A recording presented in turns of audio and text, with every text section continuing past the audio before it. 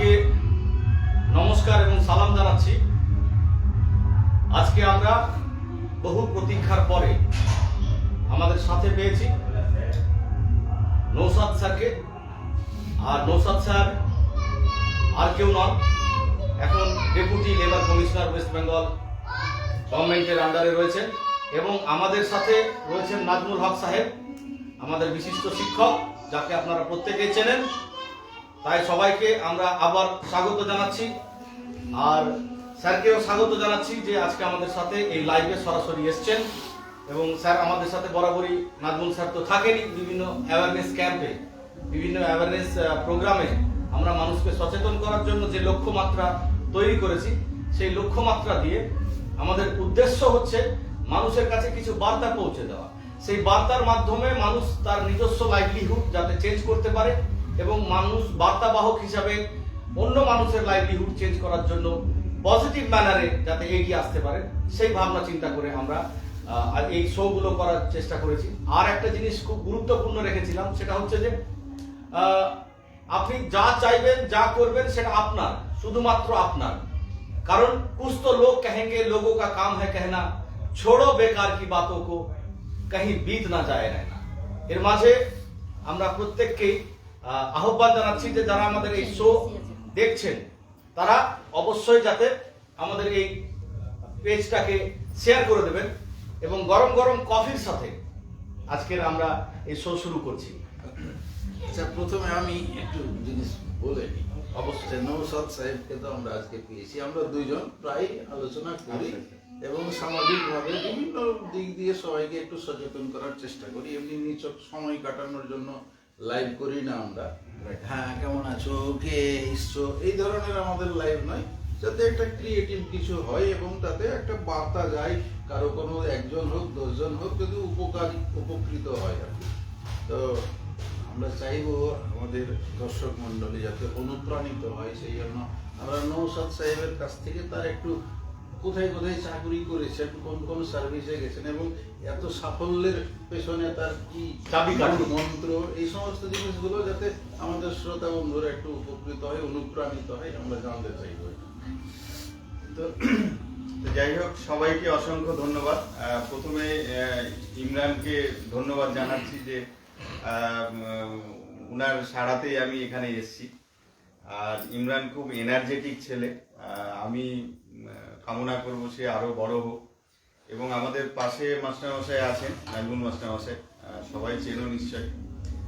তো যাই হোক, যারা আমাদের এই শোটা দেখছো তাদের উদ্দেশ্যেই বলছি, এবং যারা ইয়াং জেনারেশন, আগামী দিনে যারা ভালো কেরিয়ার গড়তে চাইছো, আগামী দিনে ভালো ভবিষ্যৎ তৈরি করতে চাইছো, তাদের উদ্দেশ্যে আমি কিছু কথা বলবো, নিশ্চয়ই তোমাদের অনেক উপকারে আসবে।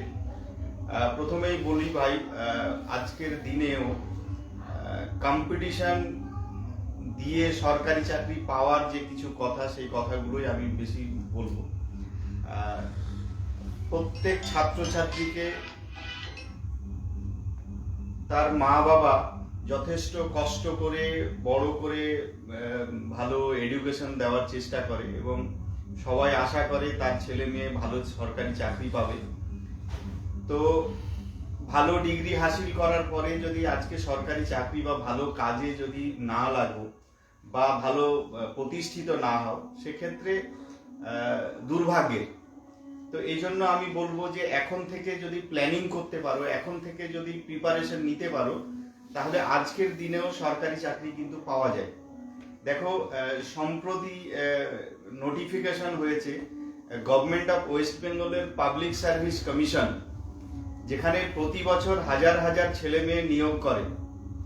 এই পিএসসির মাধ্যমে সম্প্রতি WBCS এর ইন্ডিকেটিভ নোটিফিকেশন হয়েছে, মিসলেনিয়াস হয়েছে, ক্লার্কশিপ হয়েছে এবং আইডিও অর্থাৎ ইন্ডাস্ট্রিয়াল ডেভেলপমেন্ট অফিসারেরও নোটিফিকেশন হয়েছে। এবং যারা ইঞ্জিনিয়ারিং করেছে তাদের সিভিল ইঞ্জিনিয়ারিং এরও নোটিফিকেশন অলরেডি হয়েছে। তো গভর্নমেন্ট অফ ওয়েস্ট বেঙ্গলের এই পাবলিক সার্ভিস কমিশন অনেক চাকরি পরীক্ষার প্রিপারেশন নেওয়ার জন্য বা অনেক চাকরি পরীক্ষার নোটিফিকেশন দিয়ে ফেলেছে। আগামী দিনেই ফর্ম ফিল আপ স্টার্ট হবে। এছাড়াও রেলওয়ে রিক্রুটমেন্ট বোর্ড প্রতি বছর হাজার হাজার ছেলে মেয়ে নিয়োগ করে। অনেক বছর আছে যেখানে 50,000 পর্যন্ত ছেলে মেয়ে প্রতি বছর রিক্রুটমেন্ট করে ইন্ডিয়ান রেলওয়ে। এছাড়াও স্টাফ সিলেকশন কমিশন মানে সেন্ট্রাল গভর্নমেন্টের যে এসএসসি প্রতি বছর হাজার হাজার ছেলে মেয়ে নিয়োগ করে। এছাড়াও ব্যাংকিং সার্ভিস রিক্রুটমেন্ট আছে। এছাড়াও ইউপিএসসি ইউনিয়ন পাবলিক সার্ভিস কমিশনের পরীক্ষা প্রতি বছর হয়, ডিফেন্সের পরীক্ষা হয় এবং রিক্রুটমেন্ট অনবরত হচ্ছে।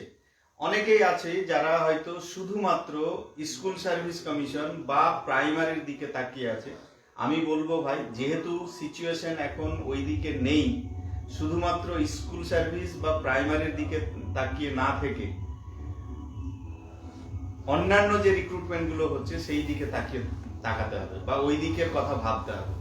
বিশেষ করে পাবলিক সার্ভিস কমিশন, আমাদের পশ্চিমবঙ্গ সরকারের এই পাবলিক সার্ভিস কমিশনের রিক্রুটমেন্টের জন্য যে পরীক্ষাগুলো হচ্ছে তার জন্য আজকে থেকে প্রিপারেশন নেওয়া স্টার্ট করো, তাহলে দেখবে যে তুমি তোমার নিশ্চিত ভবিষ্যৎ গড়ে তুলতে পারবে।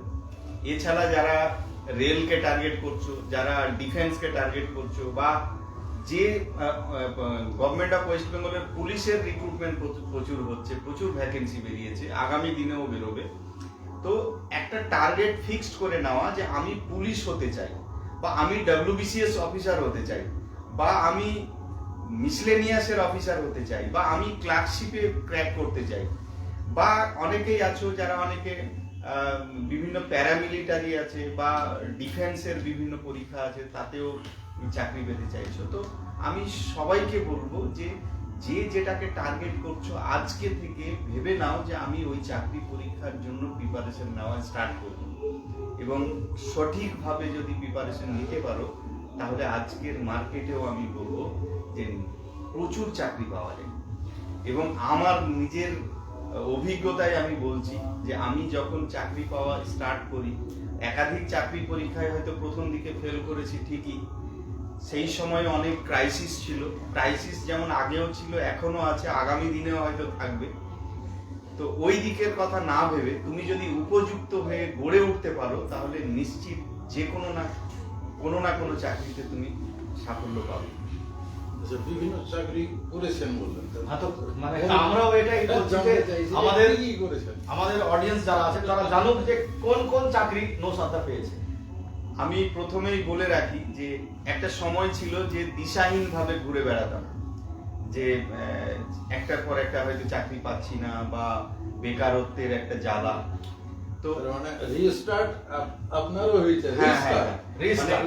এই বেকারত্বের স্বাদ কিন্তু আমিও নিয়েছি বা আমিও পেয়েছি এবং সেই জ্বালাটা আমাকে এই প্রিপারেশন নিতে বা ভালো প্রিপারেশন নিতে আমাকে সাহায্য করেছে। আমার মধ্যে একটা তাড়না কাজ করেছে যে না, আমাকে সরকারি চাকরি পেতে হবে, আমাকে প্রতিষ্ঠিত হতে হবে। এই যে তাড়না, এই বেকারত্ব থেকেই কিন্তু ওই তাড়নাটা তৈরি হয়। একটা সময় যখন বয়স হয়, গ্র্যাজুয়েশন কমপ্লিট হয় বা মাস্টার ডিগ্রি কমপ্লিট হয়, তখন মনে হয় বাবাদের বয়স হচ্ছে, মায়েদের বয়স হচ্ছে, এখন আর বসে না থেকে আমাকেও একটা ভালো চাকরি পেতে হবে।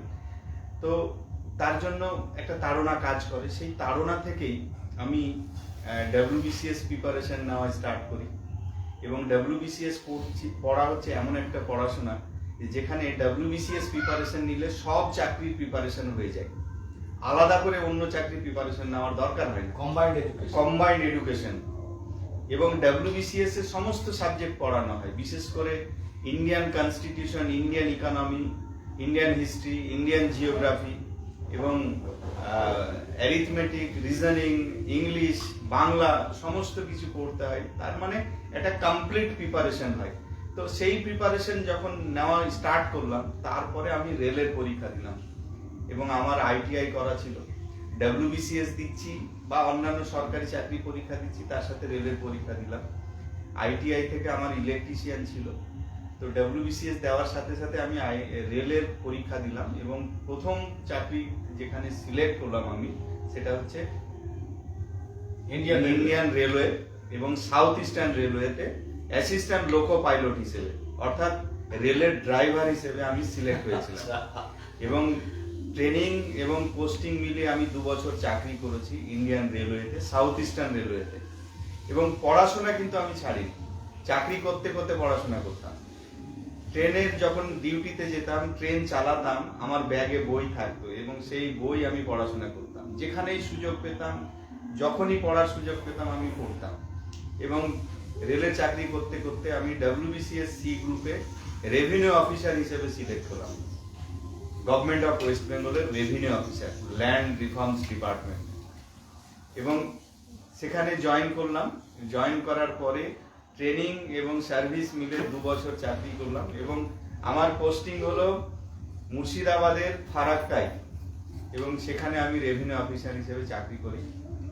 তারপরে আবার পড়াশোনা কিন্তু থেমে রাখলাম, পড়াশোনা করতাম প্যারালালি, চাকরি করতে করতে পড়তাম এবং সেই পড়তে পড়তে আবার পরীক্ষা দিলাম এবং জয়েন্ট বিডিও হিসেবে সিলেক্ট হলাম। রেভিনিউ অফিসারের চাকরি ছেড়ে দিয়ে আবার জয়েন্ট বিডিওতে জয়েন করলাম এবং পোস্টিং হলো আমার মুর্শিদাবাদের আবার ডোমকল সাব ডিভিশনের রানীনগর 1, এবং সেখানে 3.5 বছর জয়েন্ট বিডিওর চাকরি করি এবং সেখানে বিডিওর চার্জে আবার 6 মাসের মতো ছিলাম। তো যাই হোক, জয়েন্ট বিডিও এর চাকরি করার পরেও পড়াশোনা করতাম এবং পড়াশোনা করে আরো বেটার কিছু পাওয়ার জন্য আবার WBCS পরীক্ষা দিই এবং সেক্ষেত্রে WBCS এ গ্রুপে অ্যাসিস্ট্যান্ট লেবার কমিশনার হিসেবে সিলেক্ট হই এবং সেখানে জয়েন করি। তো আমার ইচ্ছে হলো যে কি বলে, এত কিছু শিখলাম, তার পাশাপাশি প্রাইমারির রিক্রুটমেন্ট হয়েছিল, staff selection commission metric level recruitment হয়েছিল, এছাড়াও কি বলে মিসলেনিয়াস ক্লার্কশিপ হয়েছিল। তো এতগুলো চাকরি পেয়েছি এবং করেছি 4টা চাকরি। তো আমার একটা উদ্দেশ্য যে আমি এই একটা সময় দিশাহীন ভাবে ঘুরে বেড়াতাম, তারপরে সঠিক প্রিপারেশন নেওয়ার ফলে একাধিক চাকরি আমি পেয়েছি। তো আমার বিশ্বাস যে প্রত্যেকটা ছেলে মেয়ে যদি সঠিক প্রিপারেশন নিতে পারে, সঠিকভাবে খাটতে পারে, নিজের যোগ্যতার প্রতি যদি মূল্যায়ন করতে পারে, তাহলে নিশ্চয়ই সে আমার থেকে বেটার চাকরি সে পেতে পারে। Let's have a coffee. এবার কফি খেতে খেতে আমি স্যারকে একটা কথা বলছি যে একটা জিনিস স্যার, আমরা দেখছি যে এইচএস মাধ্যমিক থেকে এইচএস থেকে গ্র্যাজুয়েশনের পরে আবার কিন্তু প্রিপারেশন নেওয়ার নামে শুরু করে। তো এই যে এখানে আরো একটা টার্মস আমার ব্যবহার করা উচিত রয়েছে যে বহু প্রতিভা এইভাবে নষ্ট হয়ে গেছে চাকরি পাওয়ার তাড়নায় যে ফার্স্ট বয় প্রত্যেক স্কুলের, প্রাইমারি স্কুলের শিক্ষক, কারণ ফার্স্ট ডিভিশনে পাস করেছে, বেসিক করার পরে সে প্রাইমারি স্কুলের চাকরি পেয়ে গেছে। আর চাকরি পেয়ে গেছে বলে সেখান থেকে আরো ছেড়ে বেরোতে পারেনি, অথচ তার মধ্যে বিজ্ঞানী হওয়ার মতো প্রতিভা ছিল। তো চাকরি পাওয়ার তাড়না বা চাকরির প্রয়োজন বা কোন চাকরি করব তার প্রতি ডেস্টিনি সেট করা, এগুলো কিন্তু অনেক সময় আমাদের বহু প্রতিভাকে নষ্ট করে দেয়। যাই হোক, আছে এরকম তো অনেক ঘটনাই আছে। তো এখন বিভিন্ন চাকরি গেলেন, ধরুন যে বা কেউ যদি যায়, তো কি ফিক্সড কোনো এমনি যে আমি এটাই পেতে চাই আমি না। এখন ইউথের মধ্যে আমি আপনাকে বলছি, ইউথের মধ্যে একটা কনসিস্টেন্ট রিজন হয়ে গেছে যে whatever come to me I will accept, যাই আসুক না কেন আমি ওটাতে এনগেজ হব আর দ্যাট উইল বি ফাইন। ওই জন্য আমার একটা সাজেশন আছে, সেটা হচ্ছে যে যেহেতু আমার যে কোনো সরকারি চাকরি আমাকে পেতে হবে, তাহলে কম্বাইন্ড বা WBCS যদি প্রিপারেশন নেয় তাহলে ও মাল্টিপল সার্ভিসে ও সিলেক্ট হতে পারে। ইমরান যেটা বলছিল, আমার মানে অন্তত এখন যে পরিস্থিতি তাতে ফুটহোল্ড, মানে একটা জায়গাতে আগে দাঁড়াই, আর নওশাদ সাহেবের মতো ব্যাগে যাতে বই থাকে, যেটাতে আমার লক্ষ্য সেটাতে আমি লেগে পৌঁছাবো। আপাতত আমি একটা ফিনান্সিয়াল প্রবলেম বা আমার যে একটা হতাশা বা কিছু যে আমাকে গ্রাস করছিল, অন্তত সেখান থেকে আমি সোশ্যাল স্টেবিলিটি বলতে পারেন।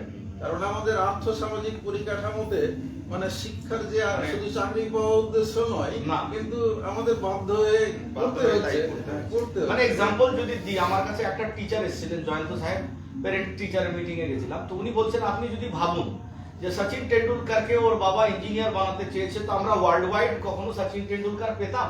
লতা মঙ্গেশকরের ব্যাপারে যদি উনি ভাবতেন যে ইনি আর্টস নিয়ে পড়াশোনা করে পেন্টার হবেন বা কোনো একটা চাকরি করবেন, তখন আমরা লতা মঙ্গেশকর পেতে পারতাম? থ্রি ইডিয়টস ঘুরে ফিরে আমরা কিন্তু তিনজন আছে হ্যাঁ, না, বলতে যাবে না।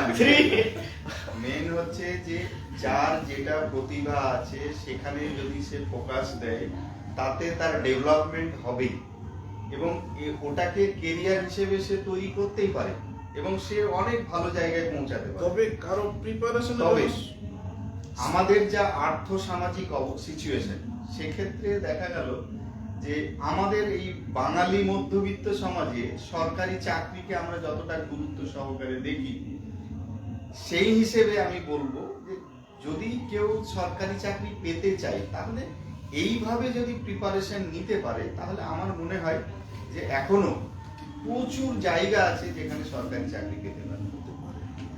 আর একটা জিনিস আমি বলবো যে কি বলে, আমাদের বাঙালির যে কালচার, একটা ভালো স্টুডেন্ট যখন তৈরি হয় তখন অনেকেই বলে যে আগে বলতো বেসিক ট্রেনিং করিয়ে দাও, মাধ্যমিক বা হয়তো ইঞ্জিনিয়ারিং এ বা হয়তো ডাক্তারের নিট প্রিপারেশন নেওয়া হোক।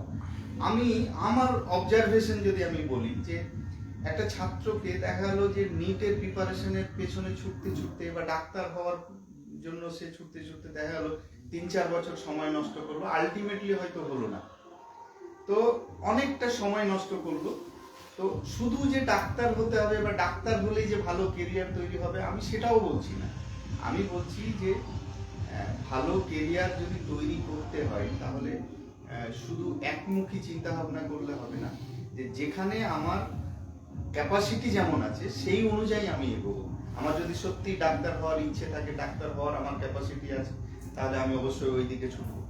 আমার যদি মনে হয় যে আমার একটা সরকারি চাকরি পাওয়ার দরকার, তাহলে ওইভাবে ছুটবো। আমার যদি মনে হয় যে না আমি রিসার্চ করার আমার ক্যাপাসিটি বা আমার ইচ্ছেও আছে, তাহলে আমি রিসার্চ করবো, পিএইচডি করবো, বাট মানে সায়েন্টিস্ট হব। বা কারো যদি মনে হয় যে না আমি টিচার প্রফেশনটাকে নিতে চাই, সেক্ষেত্রে হয়তো এসএসসি বন্ধ আছে ঠিকই, কিন্তু সে কলেজ সার্ভিস হতে পারে বা অন্য স্টেটের টিচার হিসেবেও সে পেতে পারে। তো একটু ভাবতে হবে যে যার যেদিকে মানে কি বলে ন্যাক আছে সেই দিকে সে যেতে পারে। এখানে স্যার একটা কথা বলছিলেন, আমি একটা জিনিস একটু আলোচনা করতে চাইছি, আলোচনায় উঠেও আসবে বিষয়গুলো।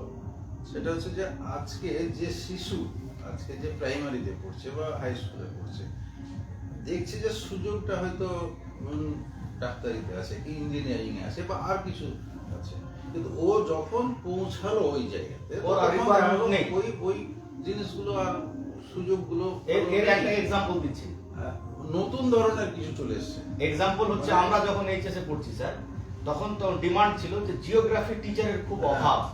আমরা যখন মানে এই যে মাধ্যমিক পাস করে এইচএসএ ভর্তি হব, সেই 98-এ ভর্তি হব, তখন বলছে জিওগ্রাফি খুব অনেক সিট ফাঁকা আছে, ওখানে জিওগ্রাফি অনার্স খুব দরকার।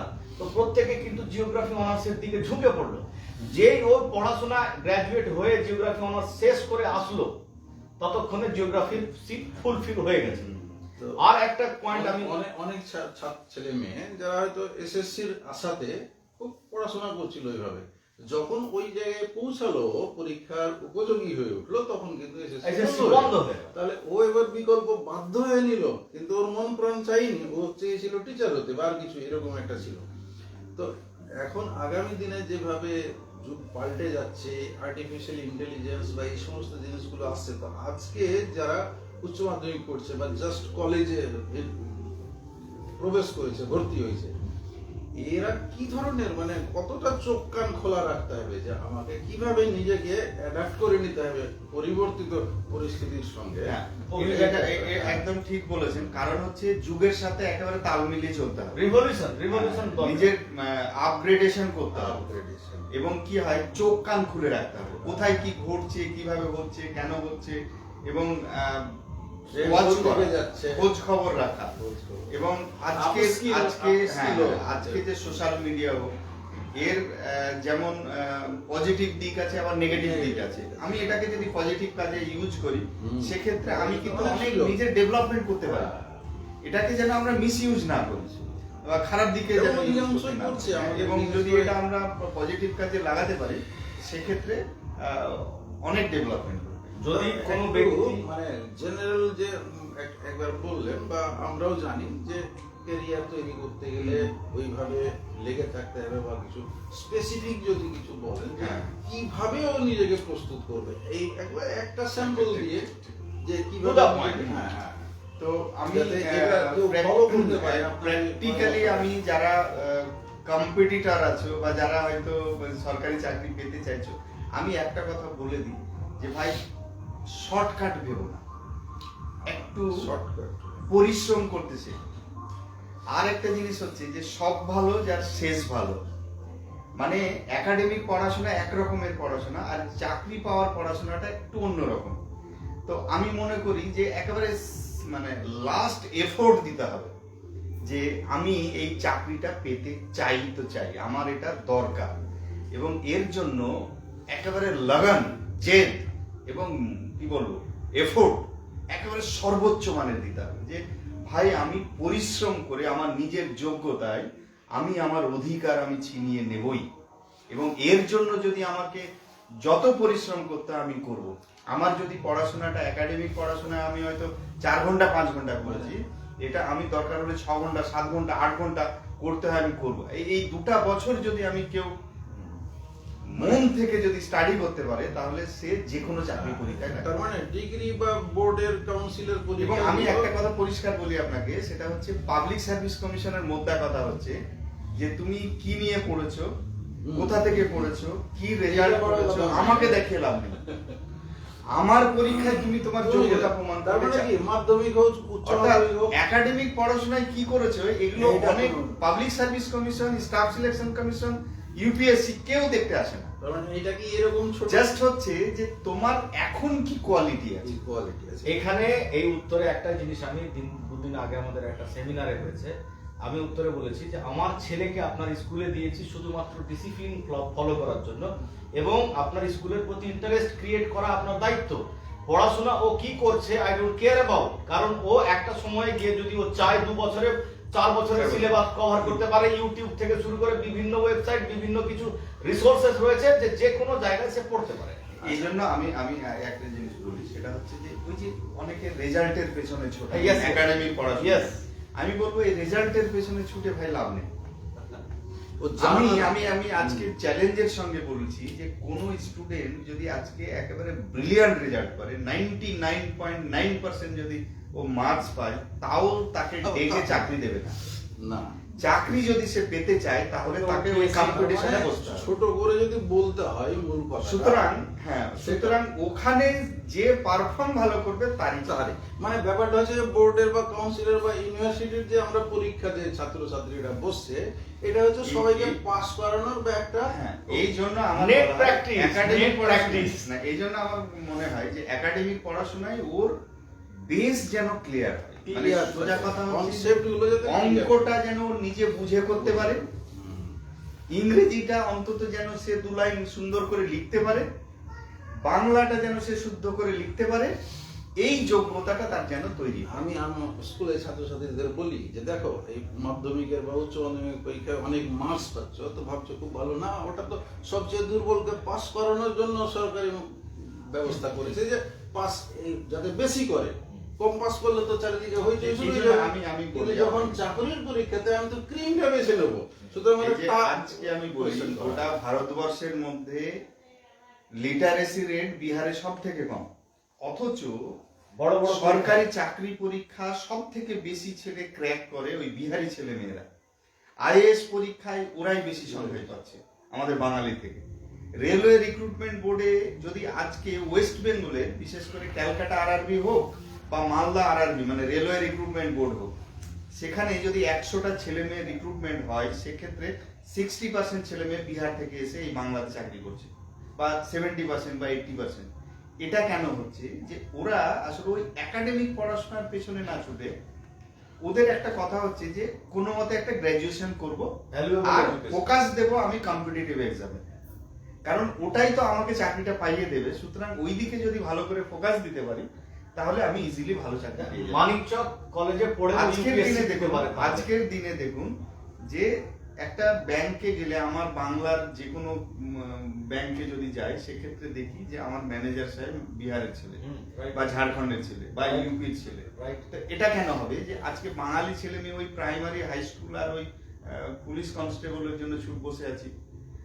আরো যে ভ্যারাইটিস টাইপ অফ জব আছে যেখানে অনেক বেশি পাওয়ার এনজয় করা হয়, অনেক বেশি তার ক্ষমতা সে ইউজ করতে পারে, অনেক মানুষের উপকার করতে পারে, এরকম চাকরি এখনো মার্কেটে প্রচুর আছে যেগুলো আমরা বাঙালির ছেলেমেয়েরা ভাবতে পারছি না।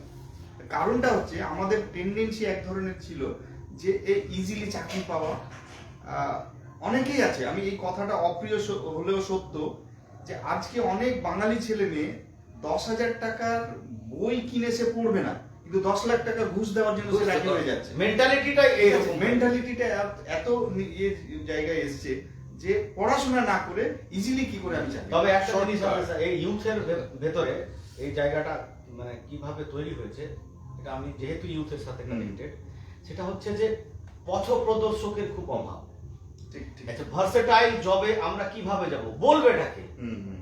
আমাদের দিক নির্দেশ করবেটাকে, এবার লক্ষ্য ভ্রষ্ট আছি বলে যেটা আমি দেখলাম নৌসাদ সাহেব WBCS অফিসার হয়েছে, তারপরে কিন্তু জালালপুরের 7টা ছেলে WBCS অফিসার হতে পেরেছে।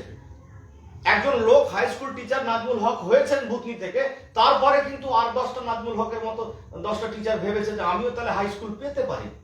এখন ইউপিএসসি কেউ যদি ক্র্যাক করে এখান থেকে, তবে কেউ ভাববে যে yes we can do also. একদম ইমরান ঠিক বলেছে যে কাছে থেকে সাফল্যকে দেখলে সাফল্য পাওয়ার ইচ্ছেটা জেগে ওঠে, এবং তখন ছাত্রছাত্রীদের মধ্যে হয় যে আমার ওই দাদা যদি এই চাকরি পেতে পারে তাহলে আমি কেন পাবো না, সে যদি আইএস হতে পারে তা আমি কেন হবো না, সে যদি বিসিএস হতে পারে তাহলে আমরা কেন হবো না? তার মানে এটা হওয়া যায়। তাহলে এটা কি হয়, একটা এনভায়রনমেন্টও কাজ করে। এনভায়রনমেন্ট কাজ করে মানে সবাই যদি ওই পেছনে ছুটি, তাহলে সেক্ষেত্রে দেখা গেল একটা এনভায়রনমেন্ট তৈরি হলো, পরিবেশ তৈরি হলো যেখানে সবাই খাটছে, একসাথে খাটছে, গ্রুপ করে খাটছে এবং প্রতিনিয়ত চাকরি পাচ্ছে। একটা জিনিস আমি ওয়েস্ট বেঙ্গলের একটা জায়গার কথা বলি যে নদিয়ার বগুলা, হাঁসখালি বলে কিছু জায়গা আছে, ওই জায়গাতে দেখেছি যে সবাই ছেলেমেয়েরা সব গ্রুপ করে পড়াশোনা করছে, টার্গেট নিয়েছে, বন্ধুদের মধ্যে গ্রুপ করে পড়াশোনা করে টার্গেট নিয়েছে যে এবারে এই 10টা বন্ধুকে রেলে চাকরি পাইয়ে দিতে হবে। মানে এরা পড়াশোনা করে গ্রুপ ডিসকাশন করে পড়াশোনা করছে যে কোনটা পড়তে হবে, কিভাবে পড়তে হবে, তাহলে আমরা চাকরিটা পাবো।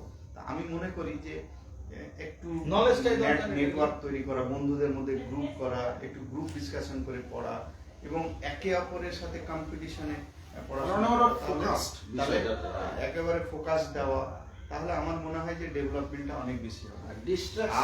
আর আপনি যেটা বললেন আর কি যে কিভাবে প্রিপারেশন নিলে, আমি একদম স্পেসিফিক বলছি যে ভাই সরকারি চাকরি পেতে হলে তো কম্পিটিশনে বসতে হবে। এখন বেশিরভাগ চাকরিতেই একটা প্রিলিমিনারি টেস্ট হচ্ছে, একটা মেন পরীক্ষা হয়, আবার একটা ইন্টারভিউ হয়, 3টে স্টেজ পার করতে হয়। অনেক পরীক্ষা আছে, আবার 2টো স্টেজ আছে, আবার অনেকের একটা স্টেজ আছে। তো প্রত্যেকটা স্টেজে কিছু কমন সাবজেক্ট আছে যে সাবজেক্টগুলোর উপরে কোশ্চেন হয়। তো আমি একদম স্পেসিফিক বলতে পারি যে ভাই উপর না গিয়ে যদি সত্যি চাকরিটা পেতে চাও বা সরকারি চাকরি মানে তাকেই যদি কেরিয়ার তৈরি করতে চাও আর কি, সেক্ষেত্রে আমি বলবো যে এই যে সাবজেক্ট, যে সাবজেক্ট একেবারে প্রয়োজন, সেই সাবজেক্টটাকে ধরে আমি যেমন বলেই দিই, সেটা হচ্ছে যে আমাদের প্রত্যেকটা চাকরি পরীক্ষায় জেনারেল স্টাডিজ আছে।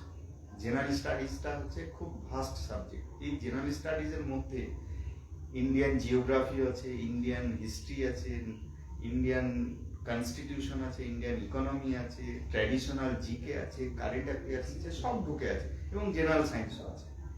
তো যদি আমার দীর্ঘমেয়াদী প্ল্যান থাকে যে আমি ওই চাকরিটা পেতে চাই, তাহলে কিছু টেক্সট বুক, বিশেষ করে মাধ্যমিক লেভেলের টেক্সট বুকগুলোকে কালেক্ট করে, দরকার হলে পুরনো বই হোক, অসুবিধা নেই, সাবজেক্টটা ধরে ধরে, দেখা গেলো ইন্ডিয়ান জিওগ্রাফি বই আমরা মাধ্যমিক লেভেলে মানে 9-10 যে বইটা পড়েছি, West Bengal board of secondary এডুকেশনের, সেই বইটাকে একটু খুঁটে খুঁটে পড়তে হবে, যে বইটা অলরেডি আমরা পড়েছি। এবারে এই কম্পিটিশনের কথা মাথায় রেখে ওই বইটাকে একটু খুঁটে খুঁটে পড়তে হবে, অবজেক্টিভ কোশ্চেনগুলোকে দেখতে হবে, কনসেপ্টগুলো ক্লিয়ার করতে হবে। ঠিক একই রকম ভাবে ইতিহাসটাকে ধরা, আমরা ওই ছোটকাল থেকে যে ইতিহাস পড়ছি সেই একই ইতিহাস, তো ওই ইতিহাসটাকে যদি আবার টেক্সট বুক ধরে, এখন ম্যাচিওর ব্রেন, কিন্তু এই ম্যাচিওর ব্রেন যদি আমরা ওই বইটাকে টেক্সট বুক ধরে ধরে যদি পড়ি, তাহলে বেসিক কনসেপ্টটা পরিষ্কার হবে। এখন ও নিজে জানছে, তখন তো কেউ নিজে জানছে। তারপরে ভোর ছিল। তারপরে ইন্ডিয়ান কনস্টিটিউশন, ইন্ডিয়ান ইকোনমির বেসিক জিনিসগুলোকে একটু দেখা। তো টেক্সট বুক ছাড়া কিন্তু কম্পিটিটিভ এক্সামে কিন্তু সফল হওয়া যায় না, আমি একদম পরিষ্কার বলছি। এই জন্য আগে প্ল্যানিং করা, যে ভালো করে আগে টেক্সট বুকটাকে পড়া, স্থাপন করতে হবে। তারপরে অনেক বাজারে এখন ভালো গাইড বুক পাওয়া যায়, ওই সাবজেক্টগুলো থেকে মানে ওই সাবজেক্ট গাইড বুক থেকে ওই সাবজেক্টগুলো কোশ্চেন অ্যান্সারগুলো প্র্যাকটিস করা। আর যে চাকরি পরীক্ষাটা দিতে চাইছি সেই চাকরির পরীক্ষায় প্রিভিয়াস সালের কোশ্চেনগুলোকে দেখা, যে এর আগে চাকরি পরীক্ষায় কি কি কোশ্চেন এসেছিল, কোন কোশ্চেনগুলো আসতো, বা তার সিলেবাস কি, সেই অনুযায়ী পড়াশোনা করা। তাহলে প্রতিটা সাবজেক্টকে একটু পড়া, আর প্রত্যেক দিন অ্যারিথমেটিক, ম্যাক্সিমাম কম্পিটিটিভ এক্সামে যে অঙ্ক আসে সেটা হচ্ছে পাটিগণিতের অঙ্ক, আর এই পাটিগণিতের লেভেলটা হচ্ছে মাধ্যমিক লেভেল। সুতরাং এই মাধ্যমিক লেভেলের পাটিগণিতের অঙ্কটা যদি কেউ চ্যাপ্টার ধরে ধরে, মানে তাড়াহুড়ো নয়, আমি একটা চ্যাপ্টার ধরলাম, সে 2 দিন লাগুক 3 দিন লাগুক, ওই চ্যাপ্টারেই পড়ে থাকা, এবং একটা 2, 3, 4, 5টা করে প্র্যাকটিস করা, এবং প্র্যাকটিস করতে করতে দেখা গেল যে ওই চ্যাপ্টারটা আমার কনসেপ্ট ক্লিয়ার হলো, এবং ওখান থেকে আমি সব অঙ্ক হয়তো পেরে যাচ্ছি। আর এখন কিন্তু ম্যাচিওর ব্রেন, এই ব্রেন দিয়ে যদি কেউ প্র্যাকটিস করে, একেবারে গোড়া থেকে স্টার্ট করুন, এবং ভয় পাওয়ার কিছু নেই। হ্যাঁ, গোড়া থেকে স্টার্ট করুন, যে আমি নতুন করে শিখতে চাইছি অঙ্কটা, মাধ্যমিক লেভেলের অঙ্ক, এটা এরকম নয় যে অনার্সের অঙ্ক করতে হবে, মাধ্যমিক লেভেলের অঙ্ক, সুতরাং ভয় পাওয়ার কিছু নেই। নেক্সট হচ্ছে ইংরেজি শিখতে হবে। ইংরেজিটা অনেকেই, আমাদের বাঙালি ছেলে মেয়েরা যারা আছে, ইংরেজিতে অনেকটাই দুর্বল, এবং কি বলে, এই ইংরেজির ভয়ে অনেকেই চাকরি পরীক্ষায় ভালো কিছু করতে পারে না। তা আমি তাদের জন্য বলবো যে সে যদি একটু মানে ইংরেজির সিলেবাসগুলো দেখে, যে কম্পিটিটিভ এক্সামে কি ইংরেজি আসে, এবং সেই অনুযায়ী যদি একটু প্র্যাকটিস করে আর বেসিক জিনিসগুলো দেখার চেষ্টা করে, কি থাকে মেইনলি, সিনোনিমস থাকে, অ্যান্টোনিমস থাকে, ওয়ান ওয়ার্ড সাবস্টিটিউশন থাকে, ফিল ইন দ্য ব্ল্যাঙ্কস থাকে, ওই আর্টিকেল প্রিপজিশনগুলো দিয়ে, ইউজ অফ ওয়ার্ডস থাকে। এগুলো যদি অনবরত প্র্যাকটিস করতে থাকে, বিভিন্ন ভ্যারাইটিস টাইপ অফ কম্পিটিটিভ এক্সামের যে পরীক্ষায় যে জিনিসগুলো আসে সেগুলো নিয়েই যদি চর্চা করতে থাকে, 6 মাস 1 বছরের মধ্যে দেখালো সে অনেকটাই সে ডেভেলপ করে ফেলেছে, এবং তাকে তো পাস করতে হবে। জাস্ট আমি বলতে চাইছি ভাই, তোমাকে চাকরি পাওয়ার জন্য ইংরেজিতে একেবারে লেকচারার হতে হবে বলে না, অঙ্কের মাস্টার হতে হবে এরকম কথা কিন্তু কেউ বলেনি। জাস্ট আমাকে ভাবতে হবে যে আমি ওই চাকরি পরীক্ষাটা টপকাবো কি করে, আমি প্রিলিমস পাস করবো কি করে, আমি মেন্স কি করে কোয়ালিফাই করবো, আমি ইন্টারভিউ কি করে ক্র্যাক করবো। তো সেই অনুযায়ী স্টেপ বাই স্টেপ তাকে ভাবতে হবে যে আমি এই পরীক্ষায় পাস করার জন্য কি দরকার, এবং সেইভাবে আমি এগোবো, তাহলেই সেই। এই ক্ষেত্রে মক টেস্টের ভূমিকা কি? এবারে কি হয় যে স্টেপ বাই স্টেপ ভাবতে হবে। আমি যদি বেসিক আমার কনসেপ্ট ক্লিয়ার হলো না, আমি মক টেস্টে বসলাম, তাহলে আমি আরো বিভ্রান্ত হবো, আমার ব্রেন তখন বলবে যে ভাই আমার দ্বারা এটা সম্ভব নয়, আমি তো কিছুই জানি না। আমি তো কিছুই জানি না।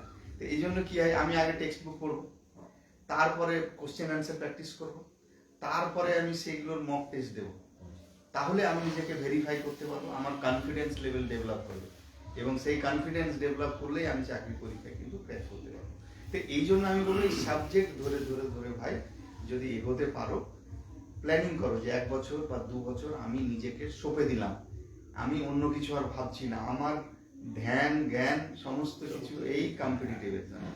এটা যদি কি করতে পারে, যারা নিট ক্র্যাক করছে, তো নিটে কি হচ্ছে, 1 বছর 2 বছর সে একেবারে সঁপে দিয়েছে, একেবারে আর অন্য কিছু ভাবনা চিন্তা নেই, শুধু ওই নিট আর নিট, ঠিক একই রকম ভাবে যদি এই সরকারি চাকরি পরীক্ষায় যদি সফল হতে চাই, তাহলে ওই রকম করেই ভাবতে হবে যে আমার এই পরীক্ষায় পাশ করার জন্য যা পড়তে হবে আমি আজকে থেকে একদম ধ্যান জ্ঞান সমস্ত কিছু দিয়ে দিলাম, আর প্রচুর পরিশ্রম করা, আর কনফিডেন্সটাকে এইভাবে ভাবা, পারবো না মানে মানে আমাকে পারতেই হবে। এবং আমি আজকে হাজার হাজার মানুষ যেটা পেরেছে আমি সেটা আজকে পারবো না, এটা হতে পারে না।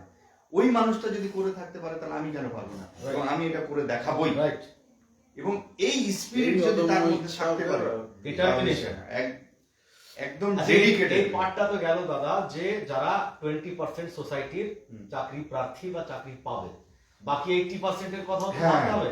এখন এইবার। এখানে 30% আমার লেবার রয়েছে, আপনি লেবার কমিশনার ওয়েস্ট বেঙ্গল গভর্নমেন্টের রয়েছেন, লেবারদের জন্য গভর্নমেন্টের কি কি ঠিক, প্রকল্প ঠিক। আছে সেই জায়গা থেকে আমি দু একটা কোশ্চেন আপনাকে হ্যাঁ। রাখতে চাই, যেহেতু এই এই পরিবেশ আমাদেরকে ঘুরতে হয় তো। ঠিক ঠিক ঠিক, একদম। খুব খুব ভালো কোশ্চেন। যাই হোক, আমি ডেপুটি লেবার কমিশনার, তো কি বলে লেবারদের নিয়ে আমার কাজ।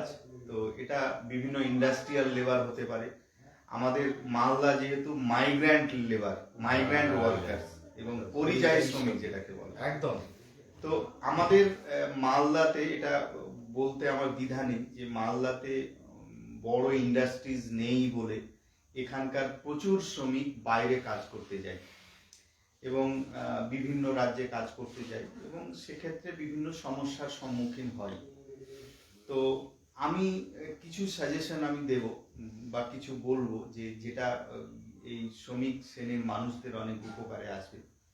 প্রথমত বলি, গভর্নমেন্ট অফ ওয়েস্ট বেঙ্গলের দুটো স্কিম আছে। একটা হচ্ছে বিনামূল্যে সামাজিক সুরক্ষা যোজনা, SSY, BMSSY। BMSSY। হ্যাঁ, তো আমি বলবো যারা বিভিন্ন এলাকায়, নিজের এলাকায় বিভিন্নভাবে কাজের সঙ্গে যুক্ত, সে যে কোনো কাজ হতে পারে, তো তারা যেন এই রেজিস্ট্রেশনগুলো করে রাখে, তাহলে কি হবে, তার সামাজিক সুরক্ষা থাকবে। অর্থাৎ গভর্নমেন্ট অফ ওয়েস্ট বেঙ্গল তাকে কিছু সুরক্ষা দিচ্ছে। কিরকম সুরক্ষা?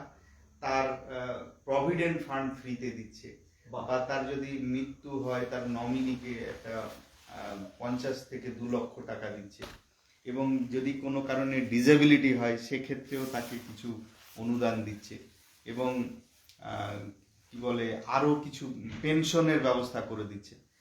এছাড়াও যারা বাইরে কাজ করতে যাচ্ছে, পরিযায়ী শ্রমিক যাদের কথা বলছি, তাদের জন্য একটা স্কিম আছে, সেটা হচ্ছে migrant workers welfare scheme, government of West বেঙ্গলের। এবং যারা বাইরে কাজ করতে যাচ্ছে অনেক দুর্ঘটনার শিকার হচ্ছে, প্রতিনিয়ত আমরা মালদাতে খবর দেখছি যে অনেক মানুষ মারা যাচ্ছে। তো আমি বলবো যে তারা যেন স্থানীয় পঞ্চায়েত বা বিডিও অফিসে যোগাযোগ করে।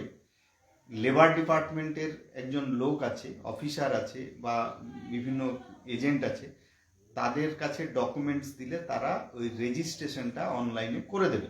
এই রেজিস্ট্রেশন করলে কি হবে, বাইরে গিয়ে যদি কেউ বিপদে পড়ে তাহলে পশ্চিমবঙ্গ সরকারের শ্রম দপ্তর তাকে অনেক সাহায্য করবে। বিশেষ করে সেখানে যদি কেউ পেমেন্ট না পেয়ে থাকে বা কোনো আপদ বিপদে পড়ে, তাহলে সেই স্টেটের অফিসারদের সঙ্গে যোগাযোগ করে তার সুরাহার ব্যবস্থা করে দেওয়া হয়। এছাড়া কেউ যদি বাইরে মারা যায় তাহলে তার ডেড বডি আনা থেকে শুরু করে তার নমিনিকে অ্যাক্সিডেন্টাল ডেথের জন্য 2 লক্ষ টাকা করে দেওয়া হয়, এবং ডেড বডি আনার জন্য আমরা 25,000 টাকা করে দিই শ্রম দপ্তরের পক্ষ থেকে।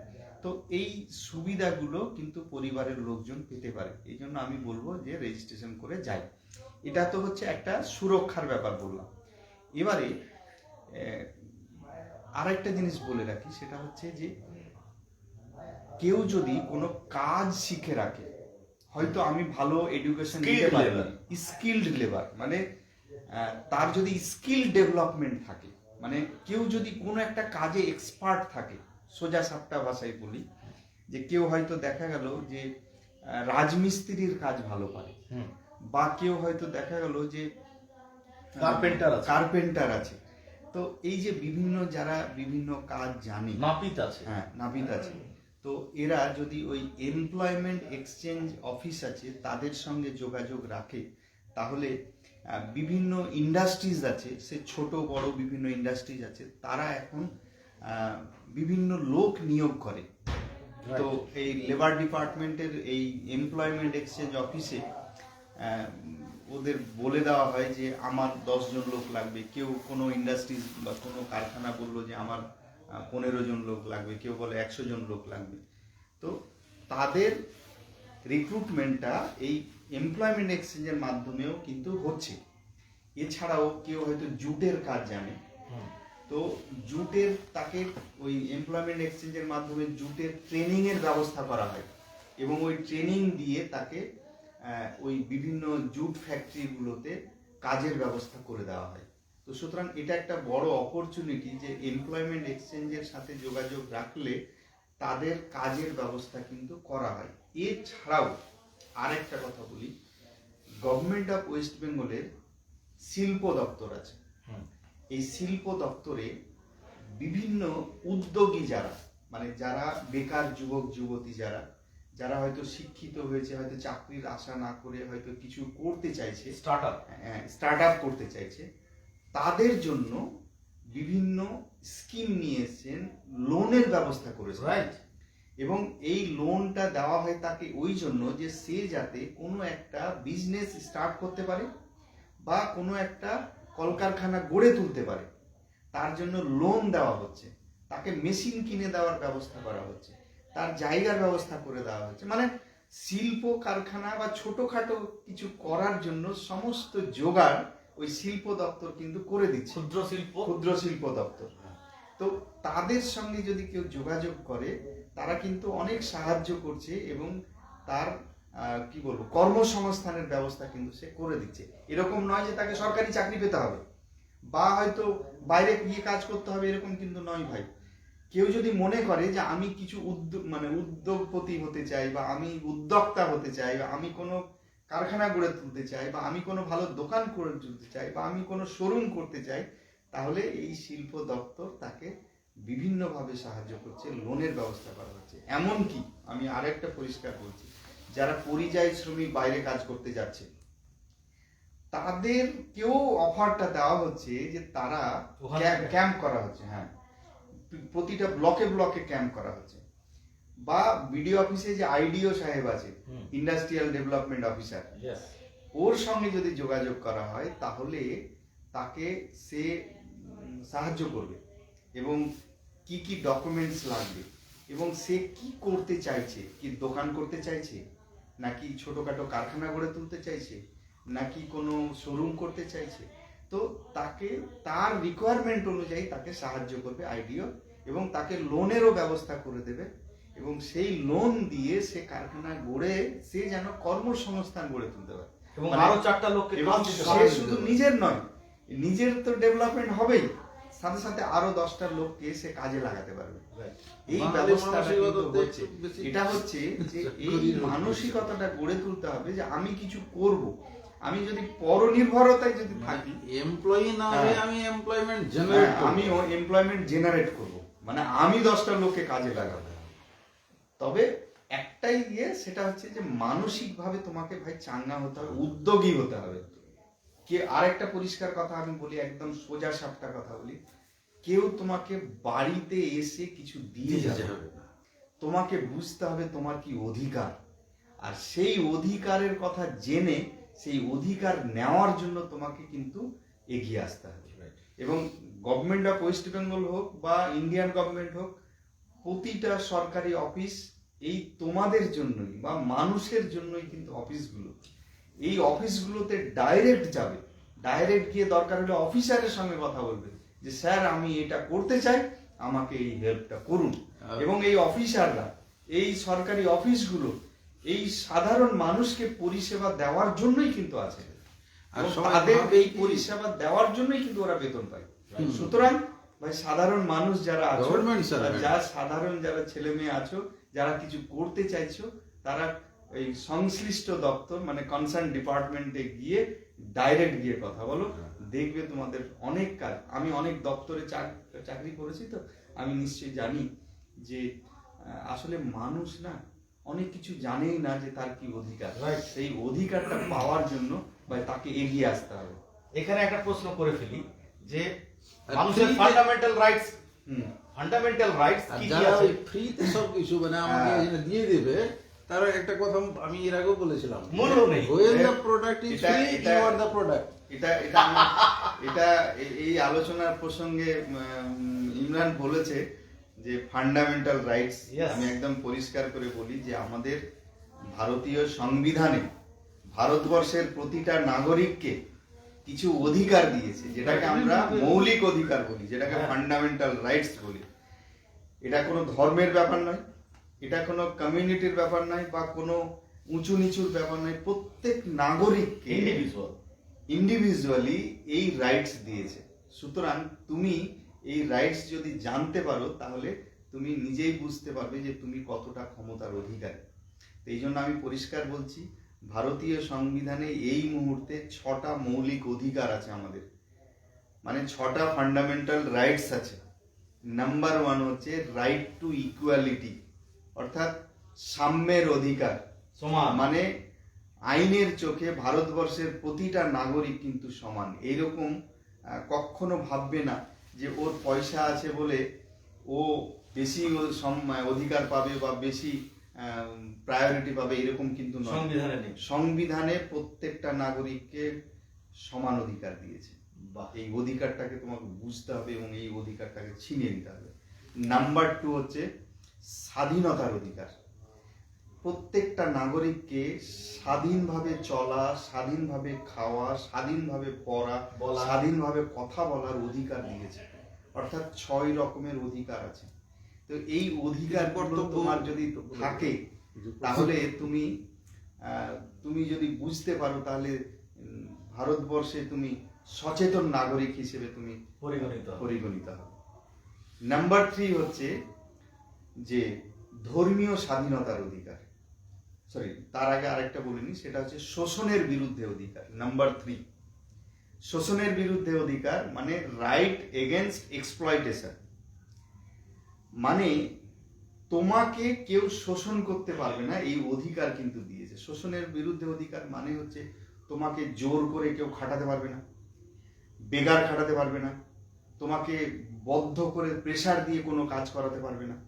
এছাড়াও চাইল্ড লেবার, শিশুদের জোর করে কোনো কাজে লাগানো যাবে না, 14 বছরের নিচে কোনো শিশুদের। এছাড়াও হচ্ছে 4 নম্বর হচ্ছে ধর্মীয় স্বাধীনতার অধিকার। ভারতীয় সংবিধানের 25 থেকে 28 নম্বর ধারাতে একদম পরিষ্কার করে বলে দেওয়া হয়েছে ভারতবর্ষের প্রতিটা নাগরিককে ধর্মীয় ক্ষেত্রে স্বাধীনতা দেওয়া হয়েছে। মানে প্রত্যেকটা নাগরিক পালন করবে, নিজ নিজ মতানুসারে নিজের নিজের ধর্ম স্বাধীনভাবে পালন করতে পারবে। তারপরেরটা হচ্ছে আমাদের শিক্ষা ও সংস্কৃতি বিষয়ক অধিকার, কালচারাল অ্যান্ড এডুকেশনাল রাইটস। অর্থাৎ কালচারালি তুমি যে কোনো কালচার পালন করতে পারো বা যে কোনো শিক্ষা প্রতিষ্ঠানে যে কোনো ধরনের শিক্ষা গ্রহণ করতে পারবো, এই অধিকার কিন্তু ভারতীয় সংবিধানে দিয়েছে। লাস্ট যে অধিকারটা সেটা হচ্ছে সব থেকে বেশি ভালো অধিকার। লাস্ট যে অধিকার সেটা হচ্ছে কি বলে, রাইট টু কনস্টিটিউশনাল রেমেডিস, অর্থাৎ শাসনতান্ত্রিক প্রতিবিধানের অধিকার। মানে এই যে প্রথম 5টা অধিকার থেকে যদি কেউ তোমাকে বঞ্চিত করে, 6 নম্বর অধিকার বাকিগুলোকে রক্ষা করার জন্য আছে। অর্থাৎ এই 6 নম্বরটা হচ্ছে সাংবিধানিক প্রতিবিধানের অধিকার, মানে প্রথম 5টাকে রক্ষা করার জন্য। কিরকম? আমার কেউ সাম্যের অধিকার দিচ্ছে না, মানে আমাকে সমান অধিকার দিচ্ছে না, বা আমাকে কেউ শোষণ করছে, বা আমি পড়তে পারছি না, পড়াশোনা করার অধিকার পাচ্ছি না, ধর্মীয় স্বাধীনতা আমার সুরক্ষিত হচ্ছে না, আমার স্বাধীনতার অধিকার আমি পাচ্ছি না। যদি কোনো কারণে এই অধিকার থেকে বঞ্চিত হও তাহলে হাইকোর্ট অথবা সুপ্রিম কোর্টে রিট পিটিশন করতে হয়। 6 নম্বর। হ্যাঁ, এবং সুপ্রিম কোর্ট 32 নম্বর ধারাতে 5টা রাইট জারি করে, মানে রিট জারি করে, সরি লেখ জারি করে বলে। আর হাইকোর্ট হচ্ছে 226 নম্বর ধারাতে 5টা লেখ বা রিট জারি করে, এবং এই রিট জারি করে মৌলিক অধিকারগুলোকে রক্ষা করে। অর্থাৎ কোনো প্রতিষ্ঠান, কোনো অফিসার, কোনো ব্যক্তি, কোনো যে কেউ, Government যদি also. কোনো গভর্নমেন্ট অফিসিয়ালস বা কোনো সরকার, কোনো পুলিশ তোমাকে জোর করে নিয়ে গিয়ে অ্যারেস্ট করে রেখে দিয়েছে, যদি এটা কোর্ট জানে যে এইরকম ভায়োলেশন হয়েছে, তাহলে কোর্ট ওই পুলিশকে শাস্তি দেবে, থানাকে শাস্তি দেবে, বা ওই প্রতিষ্ঠানকে শাস্তি দেবে, বা ওই ব্যক্তিকে শাস্তি দেবে। তো সুতরাং ভাই কোনো ভয়ের কিছু নেই, তুমি তোমার ফান্ডামেন্টাল রাইটসটাকে ভালো করে জানো এবং তোমার অধিকার তুমি এনজয় করো। নেক্সট মাস্টারমশাই বলছিলেন হ্যাঁ, যে শুধু কি অধিকার ভোগ করলে হবে, নাগরিক দায়িত্ব তো আছে। নাগরিক দায়িত্ব আছে, ঠিক আছে। এই জন্য ভারতীয় সংবিধানে প্রথম দিকে মৌলিক কর্তব্য কিছু ছিল না। এটা 1976 সালে 42তম সংশোধনী আইনে আমাদের কিছু কর্তব্য দেওয়া হয়েছে, Yes. বিশেষ করে যেটাকে আমরা ফান্ডামেন্টাল ডিউটিস বলছি। তো এই ফান্ডামেন্টাল ডিউটিস ওই 1976 সালে 10টা ছিল, আবার 2002 সালে 86তম সংশোধনী আইনে আরো একটা যোগ করা হয়েছে, দিয়ে 11টা মৌলিক অধিকার, মৌলিক কর্তব্য আছে, মানে ফান্ডামেন্টাল ডিউটিস আছে। তো আমাদের কিছু ডিউটিও পালন করতে হয়। কি কি ডিউটি আছে কয়েকটা বলি আর কি। সেটা হচ্ছে যে ভারতীয় সংবিধান মেনে চলা, ভারতের রাষ্ট্রীয় অখণ্ডতা মেনটেন করা, মানে আহত হলে, মানে প্রয়োজন হলে দেশের সেবা কাজে নিজেকে নিয়োজিত করা, মহিলা, শিশু এদেরকে রক্ষা করা, সম্মান করা, এছাড়াও বন্য প্রাণী এদেরকে রক্ষা করা, এছাড়াও ভোটাধিকার, 6 থেকে 14 বছর বয়সী শিশুদের প্রাথমিক শিক্ষা দেওয়াতে হবে, এটা হচ্ছে মা বাবার কর্তব্য। এই কর্তব্যগুলো কিন্তু প্রত্যেকটা নাগরিককে করতে হবে। ভোট দেওয়াটা কি এতে পড়ে? না, ভোট দেওয়াটা ফান্ডামেন্টাল রাইটস, নাগরিকের অধিকার। ডিউটি নয় এটা? ফান্ডামেন্টাল ডিউটিস নয়। আচ্ছা আচ্ছা। ঠিক আছে।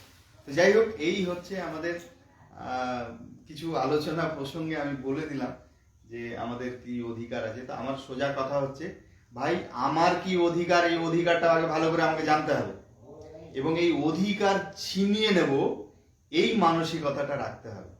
তাহলে কেউ ঠকে যাবে না, আর নিজেকে ঠকতে দেবে না।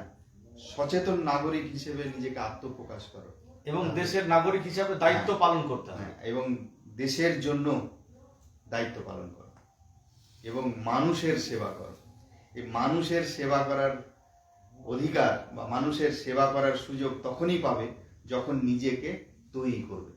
তো আমি বলবো যে ইয়াং জেনারেশন যারা আছো ভাই, হয় রাজনীতিক হিসেবে, ভালো রাজনীতিক হিসেবে আত্মপ্রকাশ করো, বা সোশ্যাল ওয়েলফেয়ার, সোশ্যাল ওয়েলফেয়ারে নিজেকে ভালো করে নিয়োজিত করো, নতুন বা দেশ, নতুন সমাজ নিজের তৈরি। ভালো আধিকারিক হিসেবে, ভালো অফিসার হিসেবে নিজেকে গড়ে তুলো। তাহলে মানুষের সেবা করার তুমি সুযোগ পাবে, প্রচুর প্রচুর মানুষের উপকার করতে পারবে, নিজের কমিউনিটির উপকার করতে পারবে, নিজের এলাকার মানুষের ডেভেলপমেন্ট করতে পারে তুমি যদি নিজের অফিসার হিসেবে গড়ে উঠতে পারো। তাহলে বসে বা বসে সমালোচনা করে ভালো শুরু হবে না। উদ্যোগপতি যদি হতে পারো, ভালো বিজনেসম্যান যদি হতে পারো, সেক্ষেত্রে তোমার তো ডেভেলপমেন্ট হবেই হবে। কন্ট্রিবিউশনটা তোমার দ্বারা বিজনেসম্যান হবে, অনেক মানুষের উপকার আসবে, যে মানুষগুলো তোমার প্রতিষ্ঠানে কাজ করে তার জীবিকা নির্বাহ করবে।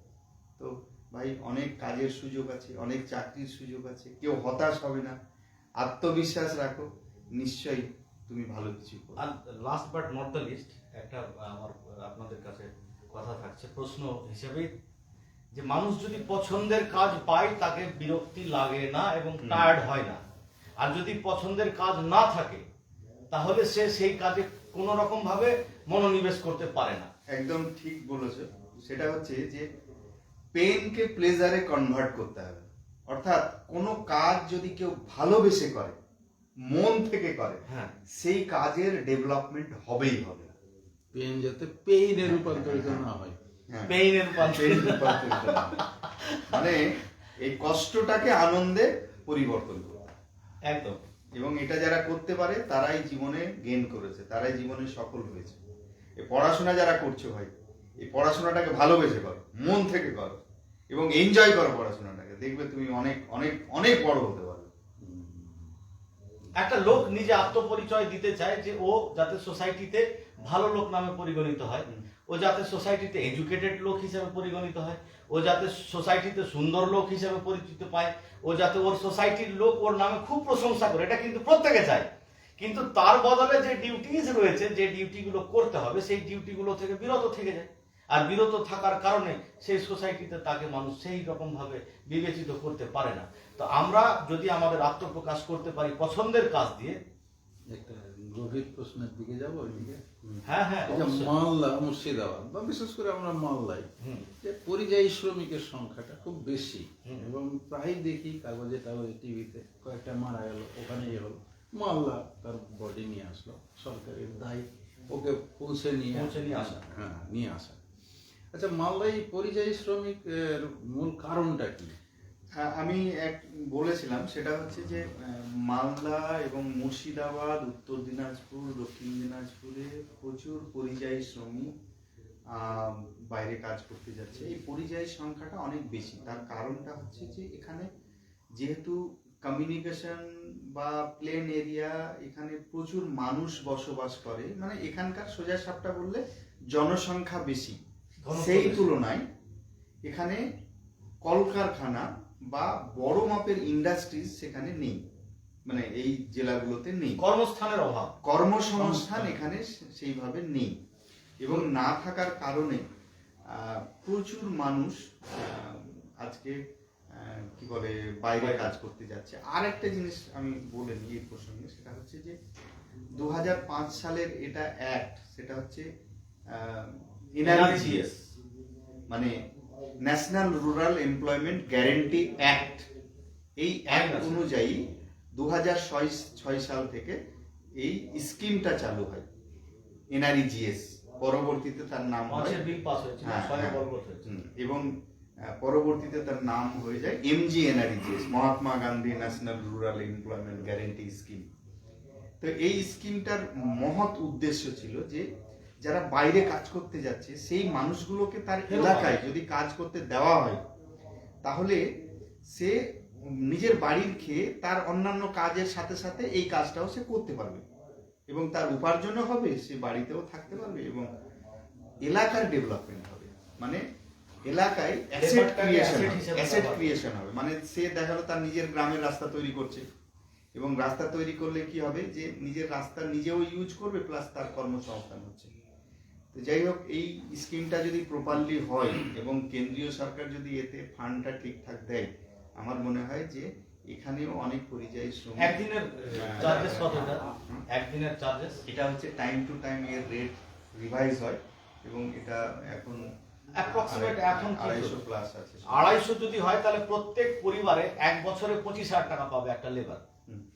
আচ্ছা, যাই হোক, ওই প্রসঙ্গটা আমি আর আসছি না, কিন্তু ওটা হলে এবং কেন্দ্রীয় সরকার এটা যদি প্রপারলি ইমপ্লিমেন্ট করে রাজ্য সরকারের সহযোগিতা নিয়ে, তাহলে এখানেও অনেক পরিযায়ী শ্রমিককে আটকানো যাবে। আমি মানে নিজে নিজে একটা আমার মনে এসেছে উপলব্ধি, আমার মনে হয় মালদা এটা কতখানি সত্যি, আমি আমার ব্যক্তিগত বলছি, একটু আলোচনারও দরকার আছে, বা এটা ভেবে দেখতে পারেন আপনাদের ওই ডিপার্টমেন্ট। আমার মনে হয় যে মালদায় বোধহয় আমের গাছের জন্য আরেকটা জিনিস হচ্ছে বছরে একবার ফসল কোনোবার হলো, কোনোবার হলো, আরেকটা অনেকটা জিনিস জায়গা জুড়ে আছে। আরেকটা জিনিস 9 মাস কাজ নেই। হ্যাঁ, আম শিল্পে 9 মাস কাজ নেই। পশ্চিমবঙ্গ সরকারের যে MSME দপ্তর বা এই শিল্প দপ্তর যেটাকে বলছি, এরা কিন্তু উদ্যোগ নিয়েছে, এবং আমি বলবো যে ইয়াং জেনারেশন বা নতুন যারা মানুষ বা যারা পলিটিশিয়ানও আছে, যারা MLA MP বা যারা লোকাল জনপ্রতিনিধি, তাদেরকেও বলবো যে একটু উদ্যোগী হওয়া, যাতে মানুষ লোকালি ছোটখাটো শিল্প কারখানা গড়ে তোলে, যেখানে যেটার প্রায়োরিটি আছে, সুযোগ সুবিধা আছে। কারো হয়তো আমের বাগান আছে, তাহলে আম থেকে যেন সারা শিল্প বছরই কারখানা কাজ করে দেবে। করতে ডিফারেন্ট প্রোডাক্ট করতে পারে, Food দুধের processing। যেরকম আলাদা আলাদা আছে। বা কোথাও হয়তো জুট আছে, সেই জুটটাকে কাজে লাগানো, কোথাও মাখনা চাষ হয়, মাখনাটাকে ডেভেলপ করা, মাখনার কারখানা গড়ে তোলা, কোথাও হয়তো সর্ষে আছে, সর্ষের একটা মিল তৈরি করা। 2008 অর্থাৎ যেখানে যেটা হয়তো উৎপাদন হয় সেটার ভিত্তিতে যদি শিল্প কারখানা, ছোটখাটো শিল্প কারখানা গড়ে তোলা যায়, তাহলে সেক্ষেত্রে প্রচুর মানুষের কর্মসংস্থান হবে শুনেছিলাম তখন। এবং বাইরে পরিযায়ী শ্রমিকের যাওয়ার প্রবণতা হবে। 2008-9 সালের দিকে আমি শুনেছিলাম, আমাদের মাননীয় বিডিও সাহেব তখন উনি বলেছিলেন যে মাখনার জন্য এখানে জমি চাওয়া হয়েছিল, যে ইন্ডাস্ট্রি করা হবে, তো কেউ ইন্টারেস্টেড হয় জেলা প্রশাসন নাকি জমি দিতে পারে বলে ওটা উত্তর দিনাজপুর না কোথায় চলে গেছে। করতে হলো। তো এইরকম একটা এই রিভলিউশনে এই ব্যাপারে একটু আমি অবজার্ভ করেছি, সেটা বলছি। ধরুন যে আমরা কাঠ মিস্ত্রিকে কি বলি, মানে যারা বেসিক্যালি কার টাইটেল আছে তারা কাঠ মিস্ত্রি আছে, এবং আমরা ইংলিশে ওকে কার্পেন্টার বলবো, কিন্তু যদি আরেকটু ডেভেলপ করে ওকে বলি, ওকে যদি ইন্ডাস্ট্রিয়াল হিসাবে তুলে আনি, তাহলে উনি হচ্ছেন ইন্টেরিয়ার ডিজাইনার। আর উনি এই পদ্ধতি জানেন না বলে উনি এখন কিন্তু ওই জানলা দরজা বানাতে শিখে গেছেন। এই গ্রামে গঞ্জে ঘুঁটে শুকাই, ওটা অনলাইনে ফ্লিপকার্টে অ্যামাজনে বিক্রি হয় অনেক দাম। মানে ব্যাপারটা হচ্ছে ব্র্যান্ডিং করাটাও কিন্তু জরুরি। ব্র্যান্ডিং এবং ইনোভেটিভ চিন্তা ভাবনা। আচ্ছা, এই কার্পেন্টারটা যারা কিন্তু ইন্টেরিয়ার ডিজাইনার হয়ে গেছে, ওরা কিন্তু শহরে ভালো ইনকাম করছে। এবং আরো একটা এক্সাম্পল দিই আপনার, বারবার বলতে নাপিত, আমাদের নাপিত আগে ওই গোটা বছরের হেয়ার ডিজাইনার, এখন হেয়ার স্টাইলিস্ট, ওর নাম হয়ে গেছে হেয়ার স্টাইলিস্ট। কে আনলো এটা? জাভেদ হাবিব। জাভেদ হাবিব এমন একটা ইন্ডাস্ট্রি তৈরি করলো হাবিব, যে আজকে দিনের পর দিন নতুন নতুন সেলুন খুলছে, এবং সেলুনে যে আগে 20 টাকা দিত, এখন 200 টাকা দিতে কার্পণ্য বোধ করছে না। ইন্ডাস্ট্রিটা বাড়লো না, কেউ না কেউ পথ দেখিয়েছে। কি হয়, যে প্রফেশন আছে সেটাকে ইনোভেটিভ চিন্তা ভাবনা করে সেটাকে ডেভেলপ করতে হবে। হ্যাঁ, আর একটা জিনিস হচ্ছে, মানে আমার একজন মোটিভেশনাল স্পিকার বলছে যে ভাই তুমি যদি মুচি হও তাহলে নাম্বার 1 মুচি হওয়ার চেষ্টা করো, এবং এটাকে ডেভেলপ কোম্পানি খুলে দাও যদি, যাতে গোটা শহরের মানুষ, এলাকার মানুষ তোমার কাছে আসে। তুমি যদি টেলার হও তাহলে নাম্বার 1 টেলার হও, যাতে সমস্ত শহরের মানুষ তোমার কাছে লাইন লাগায়। বা তুমি যদি যে কাজটাই করো তাতে এমন কিছু করো যাতে প্রচুর মানুষ তোমার কাছে ভিড় করে। তো একটু উদ্যোগী হতে হবে, একটু পজিটিভ থিংকিং নিয়ে কিন্তু এগোতে হবে। ডিগনিটি অফ লেবারটা আমাদের মধ্যে, ডিগনিটি অফ লেবারের কনসেপ্ট আমাদের খুব খারাপ। লাস্ট একটা আমি গল্প বলি, সেটা হচ্ছে যে আমাদের এই কনসেপ্টটার উপরে নির্ভর করে যে আমাদের ভবিষ্যৎ কি হবে, চিন্তা ভাবনার উপরে। তো ওই কি বলে, একদিন মানে আমাদের ভারত সরকার ডিক্লেয়ার করলো যে মহাকাশে পাঠানো হবে, মানে মানুষ পাঠানো হবে ওই মঙ্গল গ্রহে। তো বিজ্ঞানীরা নিজেরা মানে যেতে চায় না, যে ফিরবো কিনা। তো কোনো মানুষ যদি যেতে চায়, ভারতীয় কোনো মানুষ যদি যেতে চায়, তাদেরকে মঙ্গল গ্রহে পাঠাবো এবং তাদের ক্ষতিপূরণ দেবো, টাকা দেবো, সব কিছু দেওয়া। হ্যাঁ। তো এবারে ইন্টারভিউর আয়োজন করলো। ইন্টারভিউ প্রথমে বাঙালি আসলো, বাঙালিকে বলা হলো যে তুমি যেতে চাও? বলে হ্যাঁ আমি যেতে চাই। কি লাগবে? বলে আমার 1 লক্ষ টাকা হলেই হবে। 1 লক্ষতে কি হবে?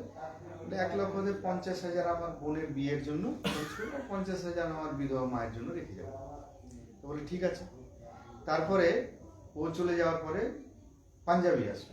পাঞ্জাবি বলছে যে আমি যেতে চাই, তবে আমার 2 লাখ টাকা লাগবে। তো 2 লাখ কি করবে? 1 লাখ টাকা বললে মস্তি করবো, আর 1 লাখ টাকা বউ বাচ্চাকে দিয়ে যাবো, ওরা যা করবে। তারপরে আসলো মারোয়ারি বলছে যে আমি যেতে চাই, তবে আমার 5 লাখ টাকা লাগবে। 5 লাখ টাকা কি হবে?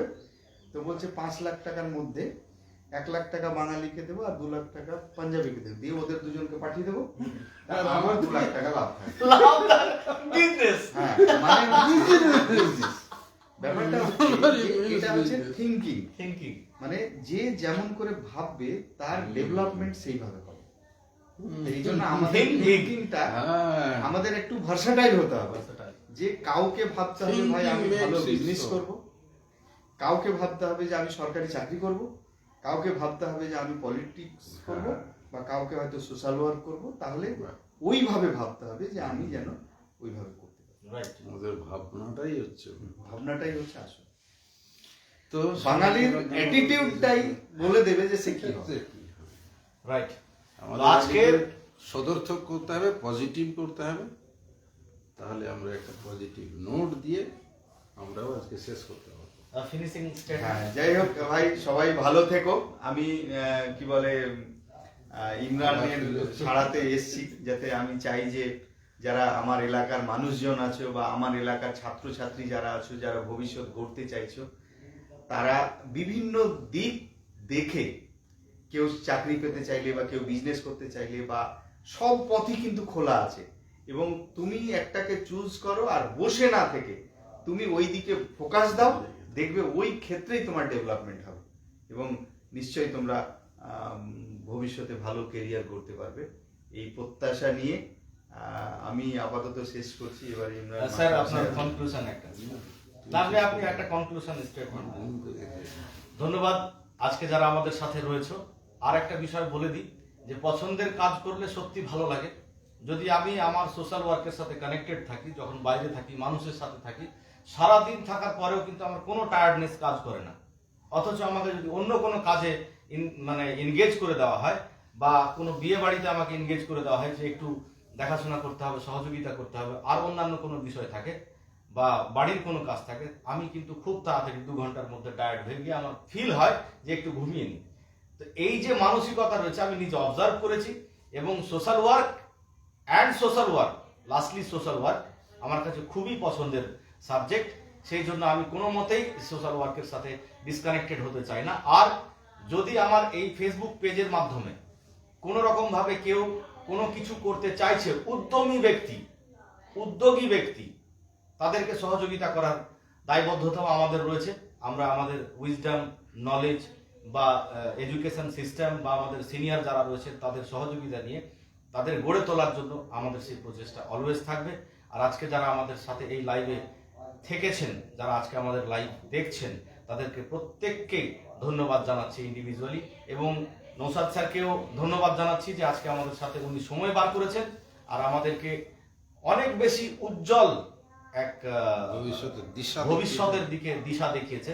আমরা ভবিষ্যতে আবারও ওনার সাথে কানেক্টেড হব অন্য কোনো ভার্সেটাইল কথাবার্তা নিয়ে আর অন্য আপডেটেড কিছু আলোচনা নিয়ে। আমাদের একটা টপিক থেকে গেল আর্টিফিশিয়াল ইন্টেলিজেন্স, সেটা নিয়ে আমরা বিস্তারিত আলোচনা করব। এবং নাজমুল স্যার বরাবরই এই যে উদ্যোগ, এটাতে আমাকে পুশ করেছেন এবং ধন্যবাদ জানাচ্ছি উনাকে, যে উনার এই যে মস্তিষ্ক প্রসূত চিন্তা ভাবনা, যে মানুষের সাথে কানেক্টেড হলে অনেক সমস্যার সমাধান হবে। এই লাইভের থ্রু যদি একটি ব্যক্তিও তাদের লাইফ চেঞ্জ করতে পারে, তাদের লাইভলিহুড চেঞ্জ করতে পারে, তা আমরা নিজেদেরকে ধন্য মনে করি এবং প্রত্যেককেই আমরা অজস্র ধন্যবাদ জানাচ্ছি। আর লাস্ট অফ মানে একটা কথা থেকে যাচ্ছে, হিন্দিতে ডায়লগ ছিল রহিস সিনেমা থেকে, শাহরুখ খানের, যে कोई धंधा छोटा नहीं होता और धंधे से बड़ा कोई धर्म नहीं होता।